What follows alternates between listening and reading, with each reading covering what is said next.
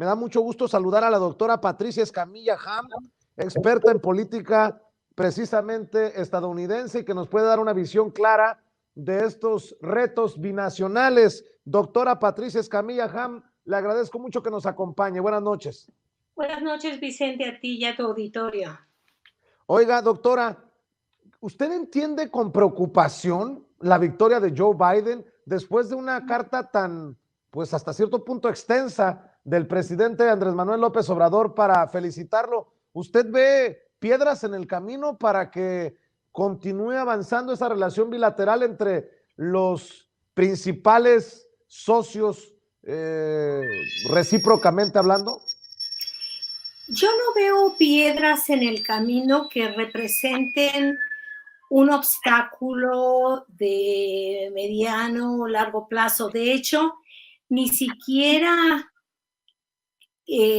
veo yo que en este momento para el equipo de Biden haya una preocupación seria sobre la relación con México.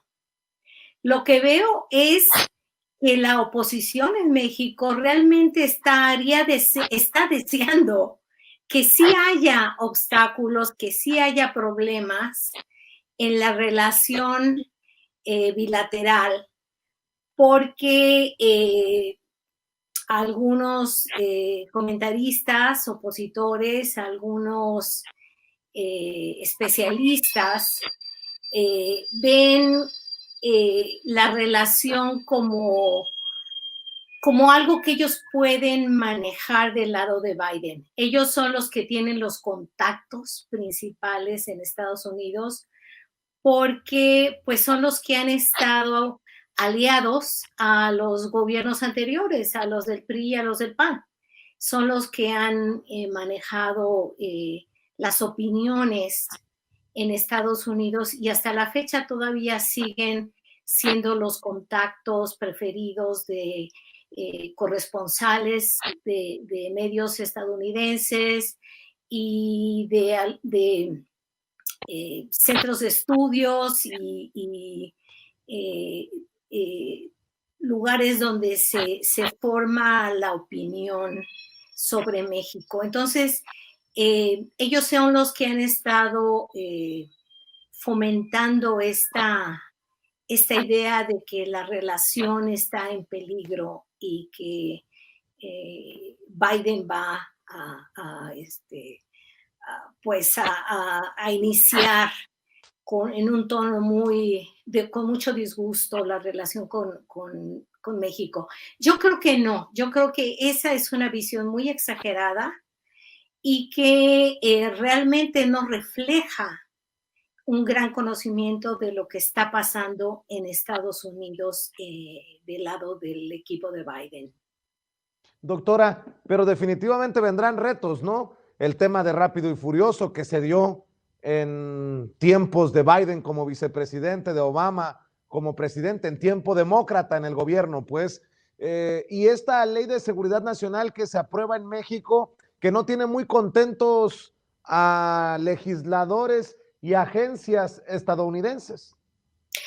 De que va a haber retos, no hay duda. Siempre ha habido retos. La relación entre México y Estados Unidos, entre el gigante y el, pues, suena feo, pero el enano, siempre ha sido difícil. Siempre ha predominado esa asimetría de poder. Y es natural, es muy natural. O sea, México es el vecino del país más poderoso del mundo. ¿Cómo no va a haber retos? Estados Unidos siempre quiere mandar y México, según el gobierno, según el presidente, a veces está muy dispuesto a ceder y hay veces que no, como se trata ahorita en el caso del gobierno del presidente López Obrador. Sí va a haber muchos retos, pero eso es, no hay forma de tener una relación que no implique retos. Los temas de la relación, de la agenda bilateral, de por sí, por naturaleza, son complicados porque Los temas principales tienen relevancia internacional para los dos países, pero también tienen sobre todo mucha relevancia doméstica. Son lo que se llama temas intermésticos.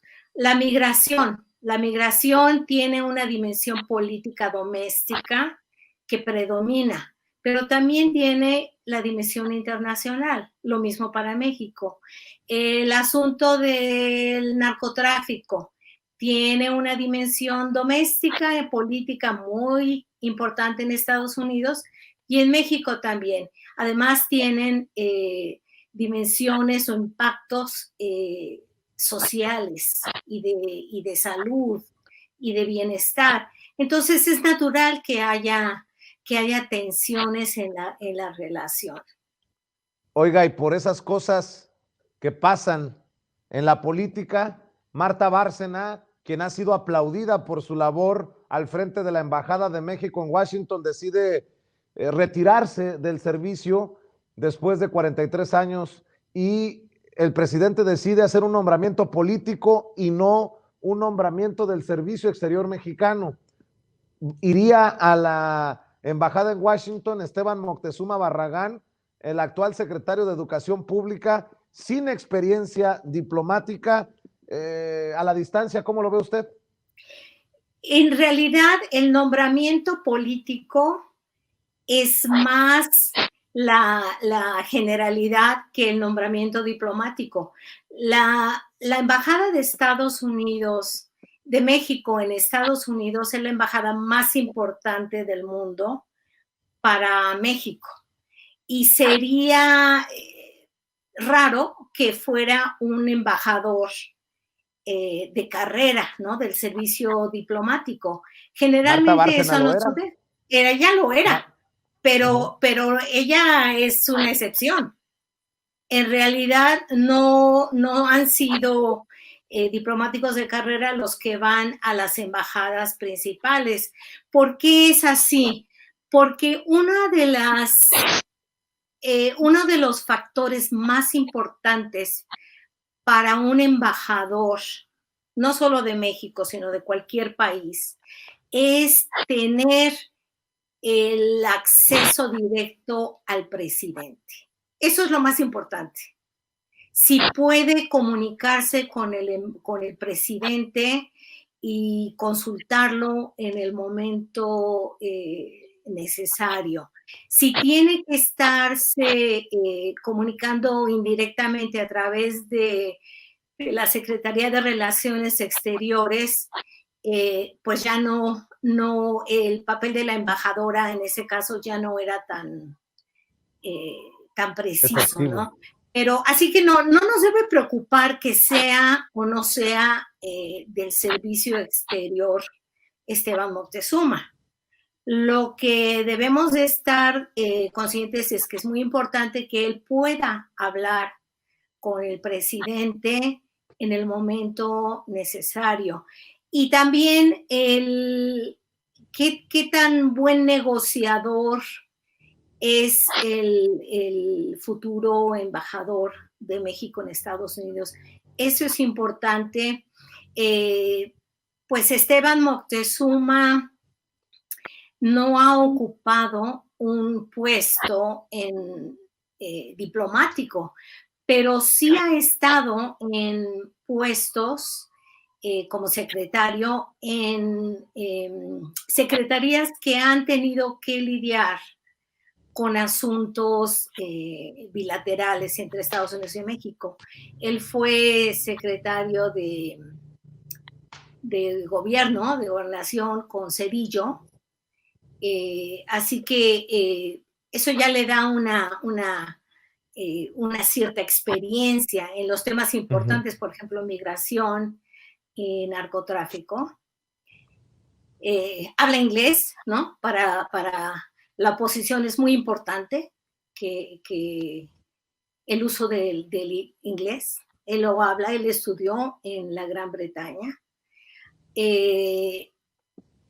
Tiene aspectos de su trayectoria que le ha causado muchas críticas el hecho de que haya trabajado para la Fundación Azteca de Ricardo Salinas Pliego durante muchos años, el hecho de que haya sido priista durante muchos años, sin duda, pero el hecho de que es cercano al presidente y además que también tiene una relación buena con Ebrard y que así está al mismo nivel que Ebrard, no es como Marta Bárcena vino del servicio exterior, no tenía una posición de alto nivel en el gabinete, ¿no? Bueno, déjeme preguntarle sobre el tema de la Ley de Seguridad Nacional. Estoy leyendo las declaraciones de un senador y hasta candidato o precandidato republicano a la presidencia de Estados Unidos como el tejano Ted Cruz. Yo no sé si sea tan relevante, pero definitivamente hace ruido, doctora. Dice, acusa al gobierno del presidente Andrés Manuel López Obrador de intento de encubrimiento en casos Cienfuegos. Exigió que dada la conducta del gobierno mexicano en torno al caso de Cienfuegos, la transferencia de García Luna debería de ser algo imposible. También dice Ted Cruz que atacar o socavar a la DEA es inaceptable sobre la Ley de Seguridad Nacional en México. Deme su opinión. Pues, ¿qué te puedo decir? Ted Cruz no me sorprende. Él es el tipo de miembro del Congreso que diría las cosas más escandalosas que se puede uno imaginar. Él nunca ha sido amigo de México y no esperaríamos algo diferente. Está muy, muy enojado, pues sí, pero pues ni modo. No es él, no es relevante todavía, ¿ok? Ahorita todavía el Senado, la mayoría del Senado todavía está en juego. Si ganan un escaño los demócratas, obtienen la mayoría, es decir, el control del Senado. Si no, podría quedarse el Senado en manos de los republicanos. Pero bueno, ¿él qué puede hacer? Pues puede tratar de castigar a México de alguna forma, pero no espero yo que vaya a ser nada fundamental. ¿Está furiosa la DEA? Claro, se entiende. Si está acostumbrada a hacer lo que se le da la gana en México, claro que no quiere que le pongan ningún límite, ninguna restricción. Es entendible, pero es lo mismo en cualquier otra parte del mundo. En cualquier otra parte del mundo tratan de hacer hasta el máximo y el día que los cachan, pues los sacan del país, a escondidas o abiertamente, pero pues ni modo, tienen que dejar de hacer lo que están haciendo. México es uno de los pocos países en el mundo que no tenía una legislación clara respecto a lo que pueden o no pueden hacer los agentes extranjeros. No sé si sepas, pero esta es una ley histórica, porque por lo menos durante los últimos 100 años no se había legislado el comportamiento de agentes extranjeros. Por eso hicieron el Rápido y Furioso y otras tantas operaciones del mismo tipo de Rápido y Furioso en el que pues contrabandearon armas a México. Eso es un delito, ellos no lo aguantarían, pero para nada en Estados Unidos, ¿no?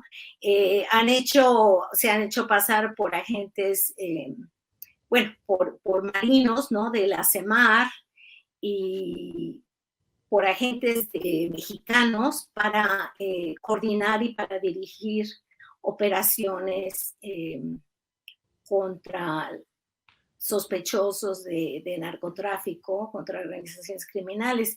Entonces, pues sí, no les va a gustar, sin duda no les va a gustar ni a la DEA, ni al ATF, ni a ninguno de Estados Unidos, porque están acostumbrados a hacer lo que quieran. Pero oiga, no creo que vaya a ser digamos, un factor que vaya a romper la relación y la cooperación de seguridad con Estados Unidos. En otras palabras, usted dice, y me parece muy interesante el análisis, que están equivocados personajes, periodistas de investigación como Anabel Hernández, quien ayer en Sin Censura, aquí en este espacio libre como el viento, me decía que era básicamente con esta ley de seguridad nacional y con la ley, los cambios a la ley del Banco de México, era hacer una zona franca para el crimen organizado. Y entiendo lo que dice Anabel, yo también tengo mis diferencias con Anabel, aunque nos respetemos. Entiendo que dice que con la información de las agencias estadounidenses se han logrado los más grandes decomisos y golpes al narcotráfico, y esto acotaría esto que se ha construido con el arresto, por ejemplo, de Damaso Núñez, el LIC, el licenciado, el Chapo Guzmán, y así sucesivamente con estos golpes al narcotráfico. ¿Qué dice acerca de eso, doctora? Yo pienso que ella, Anabel y otros especialistas están viendo este asunto desde una perspectiva que no necesariamente nos ayuda a entender el impacto negativo o neutral o positivo que puede tener esta ley. Déjame planteártelo de otra manera. Si ella, por ejemplo, Anabel propone que la intervención o las operaciones de la DEA en México han sido positivas, ¿verdad? Porque gracias a la información que ellos recopilan se ha podido capturar a estos capos de las drogas. Yo lo planteo de forma diferente. Yo no veo que gracias a esta inteligencia, a esta información que la DEA está compartiendo, nos esté ayudando a derrotar o a controlar a los cárteles de las drogas, a las organizaciones criminales. Desde 2007, por lo menos, la DEA juega un papel predominante en la estrategia de seguridad, en la estrategia contra las organizaciones criminales del narcotráfico en México. Y sin embargo, la situación no ha hecho más que empeorar. A México le ha costado, bueno, unas 300,000 vidas, unos 70,000 desaparecidos. La droga no ha parado. La violencia no ha parado en México. Las organizaciones criminales no han desaparecido, ni siquiera se han debilitado, al contrario, han proliferado, se han multiplicado en números. Las actividades criminales y violentas también se han multiplicado, se han diversificado. Entonces, ¿hasta qué grado realmente sirve una DEA que tenga todas las libertades para portar armas, para detener sospechosos en territorio mexicano, o sea, aplicar las leyes de Estados Unidos en territorio mexicano? Yo no veo que haya realmente ayudado a México, ni siquiera Estados Unidos, porque las drogas siguen entrando a Estados Unidos. No se ha detenido el narcotráfico. Desafortunadamente, los consumidores de drogas en Estados Unidos pues siguen muriendo por las drogas que están usando. Entonces, yo sí cuestionaría el impacto perjudicial que causaría esta ley si se limite, si se mete un poco a un cierto margen legal, marco legal a la DEA. Yo también he diferido con Anabel de su apreciación, de su análisis. Yo he señalado que esta ley de seguridad nacional es demostrar, tal vez por primera vez, que México no es tapete, que no es el patio trasero y que se tiene que respetar la soberanía nacional. Y para eso se necesita la autoridad moral que ha demostrado el presidente Andrés Manuel López Obrador. Claro, claro. Y hay algo importante aquí que vale la pena resaltar. Eh, Se ha hablado mucho del presidente López Obrador como alguien que ha tenido un comportamiento dócil ante el presidente Trump. Y yo he platicado con algunos de los expertos, de mis colegas en Washington, y desde hace tiempo se ha insistido en que México, con López Obrador, debe de pintar su raya ante Estados Unidos. Debe de pintar la raya y aparte debe de establecer su agenda, la agenda de México en relación a Estados Unidos. Y me parece que es precisamente lo que está haciendo AMLO ahora. Está pintando su raya, está estableciendo el tono de una relación y de una agenda que debe de tomar en cuenta los intereses y las preferencias políticas de México, porque generalmente lo que ha predominado son los intereses de Estados Unidos. Si vemos hoy todo lo que hablan respecto a lo que está sucediendo en México, en la situación de inseguridad, los estadounidenses hablan del narcotráfico, hablan de las organizaciones de traficantes de drogas. Realmente no le dan ninguna atención, ninguna importancia a los miles y miles y miles de muertos y de víctimas de esta llamada guerra contra las drogas que empezó en 2006 y 2007.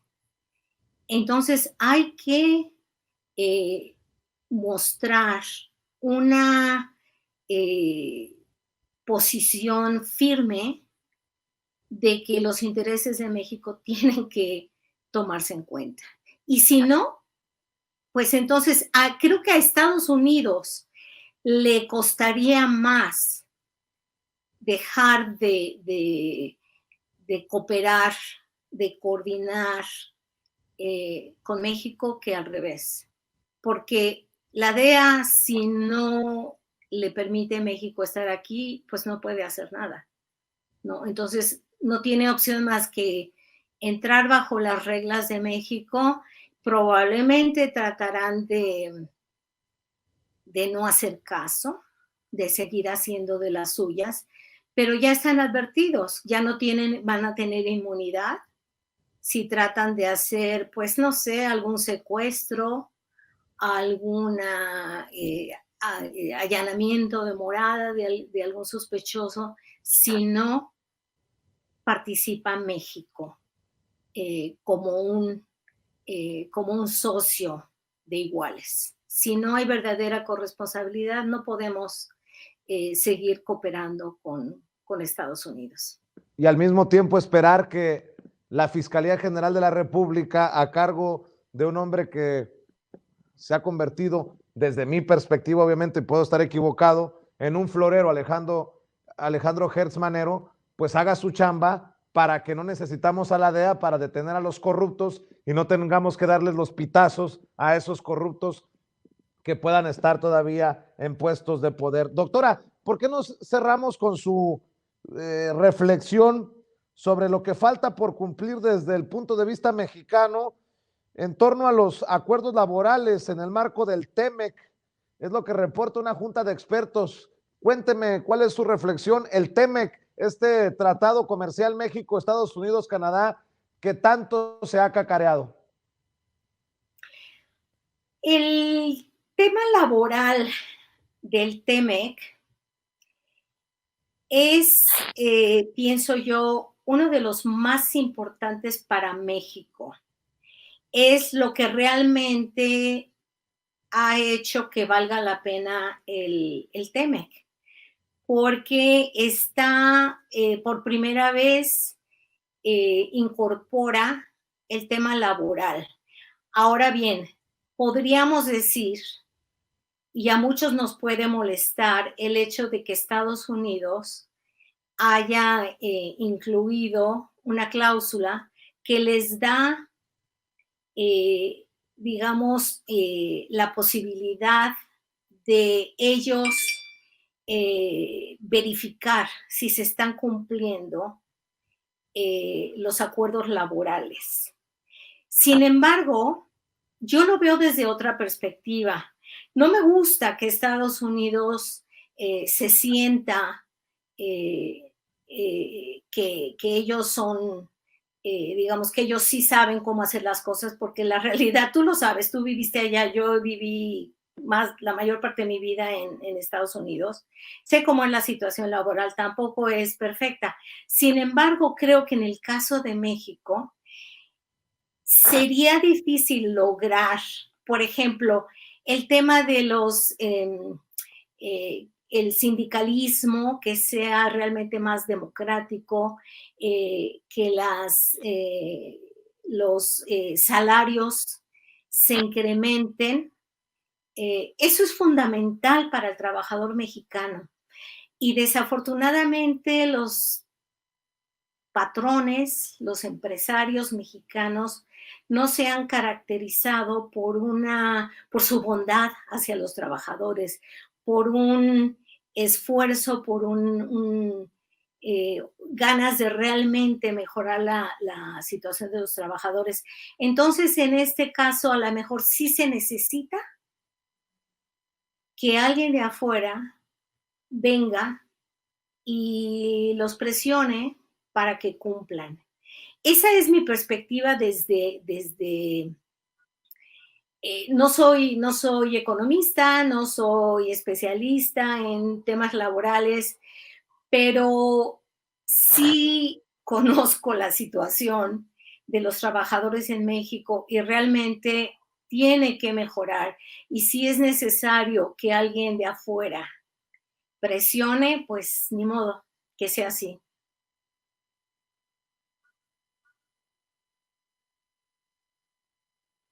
¿Estás ahí, Vicente? Bien, disculpe, Perdón. doctora, No.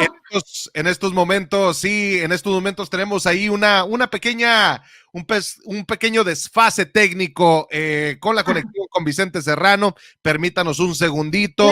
Claro, no hay problema. Para hacer esta reconexión con Vicente Serrano en cualquier parte de México donde él se encuentre en estos momentos, doctora. Ya parece que tenemos la reconexión en breve ya con Vicente Serrano. Adelante, Vicente. Gracias, Ricardo, y gracias, doctora Patricia Escamilla Han, por este análisis, por estas reflexiones, por estas opiniones. Creo que es tan necesarias entre tanto ruido, y espero que regrese muy pronto a Sin Censura. No sé si quiera despedirse promoviendo algún canal de YouTube, alguna cuenta en redes sociales en donde pueden leerla o buscarla los miembros de la audiencia Sin Censura. Gracias, Vicente. No soy youtubera, participo en Twitter, soy muy activa en Twitter, y me pueden encontrar ahí. Mi cuenta de Twitter es @P de Patricia HAMM33. Me pueden encontrar como Patricia Ham. Pues me da mucho gusto saludarla, doctora. Le mando un abrazo y muchas gracias por acompañarnos en Sin Censura.